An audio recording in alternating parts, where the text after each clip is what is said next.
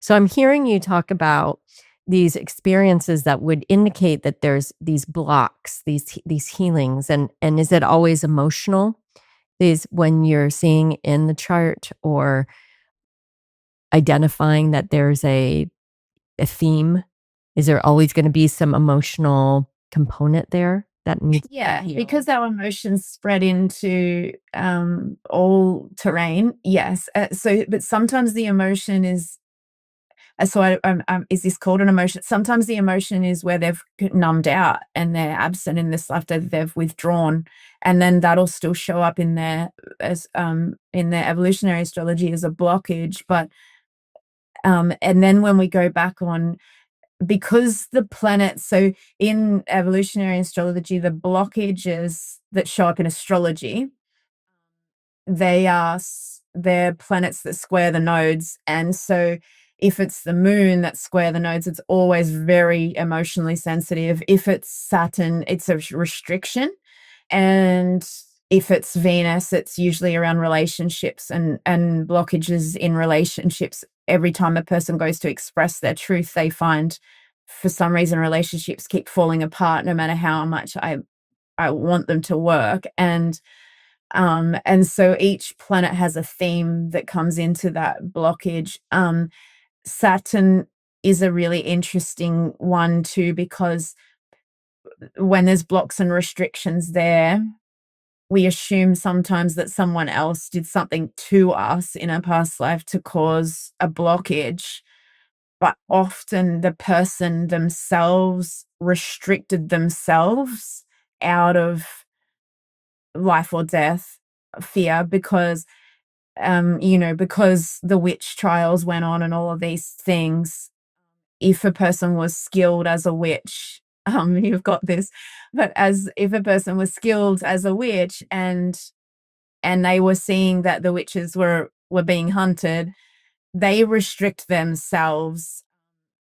And in this lifetime, they might have this innate, not like desire and gift, that they know certain things, certain healing practices, but there still might be a vow restriction there that they've blocked themselves because they don't want to stand out and obviously get their head chopped off or burnt.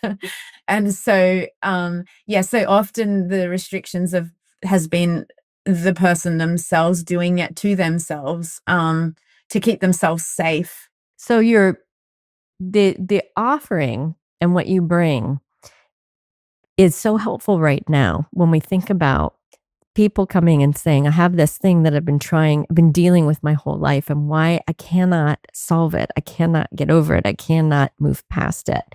Mm. And so there's this invitation of, well, let's look at it in a progressed way through all of your lifetimes and see, yeah, see if we can find that linchpin or that pattern in other places. Mm. And then the maps that you use.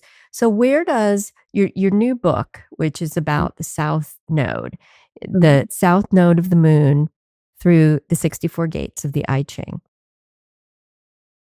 how that isn't no one has written a book like that before. So Mm. let's talk a little about that and its place in understanding the soul's journey.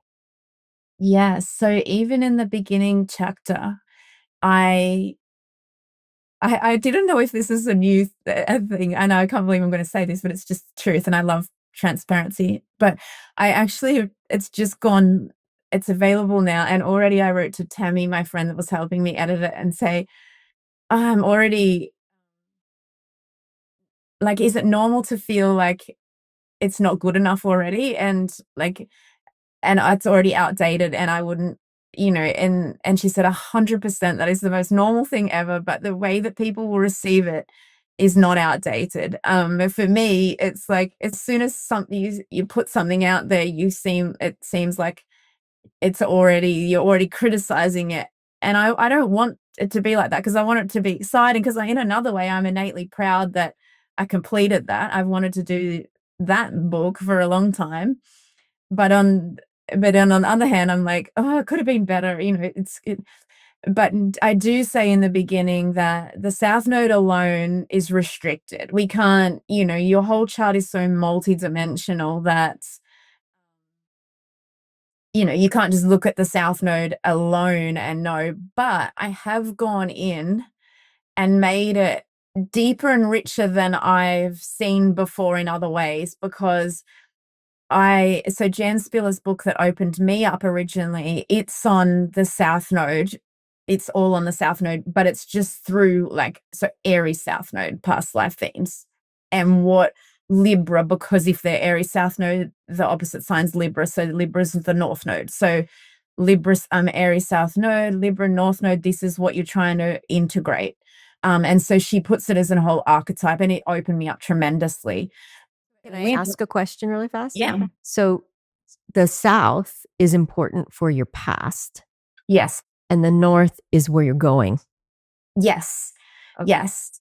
So it's the trajectory of your evolutionary intent to incarnate. So, we can look at our sun as our main core essence or character that we're emanating in this current lifetime. And we can look at the moon of our emotional body and how it's experiencing reality in this current lifetime. And we can look at Mercury as our how our mind is trying to make sense, and how our mind's trying to navigate this experience in this lifetime. But the south node is our soul's journey.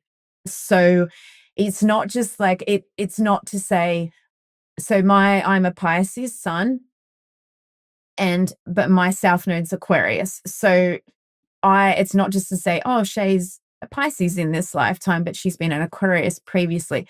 It's more than that.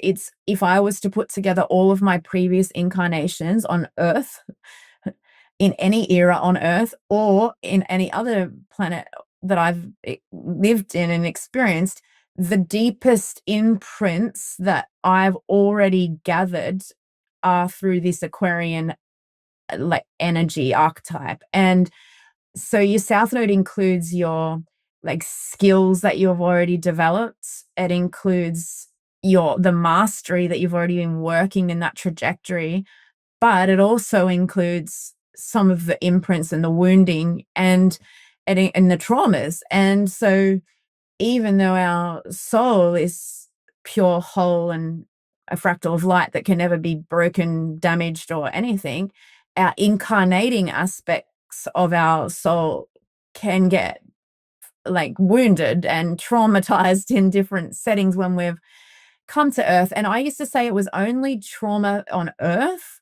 that I had this idea before exploring it deeply with galactic. I had more of an idea that other planets that we exist on were all lovely, and Earth was the lessons. Like Dolores Cannon would say, Earth is the school where we are learning the gravity of what it means to be in that emotional humanness where we forget our multidimensional state, and it's hard, the lessons. And so I would think, oh, the traumas must only come from Earth, but there's wars on other planets. There's expansion. Everything is all planets are doing this. And so our South Node shows us where our skills are, but also where there's been traumas and imprints that have shaped largely a lot about ourselves. And so for me, even when I was listening, because I really love listening to Bruce Lipton and these quantum scientists, but when they would say, our first 0 to 7, when we're in the theta brainwaves and we're taking on these subconscious programs, they're the programs from 0 to 7 that are running our subconscious. And for me, I was like, yeah, but our south node's even more. So in an example of that, me and my two brothers have different south nodes and different gates, of course, and they're picking up the same, similar conditioning from my parents that's happening in those first 7 years, similar things that they're picking up and that they're listening to for the programs, but it's sort of running through the lens of whatever our own south node is, which goes beyond this lifetime of 7 years. It filters through what we've already gathered and we've already experienced, and then it gives it a different flavor again. And so yeah, the South Node really is the main for me. It's actually shows you even more than 0 to 7 years, it shows you what programs you came in with that were already there running in the background. And then the North Node is the evolutionary soul's intent to learn and bring in and integrate more of the qualities of that other polarity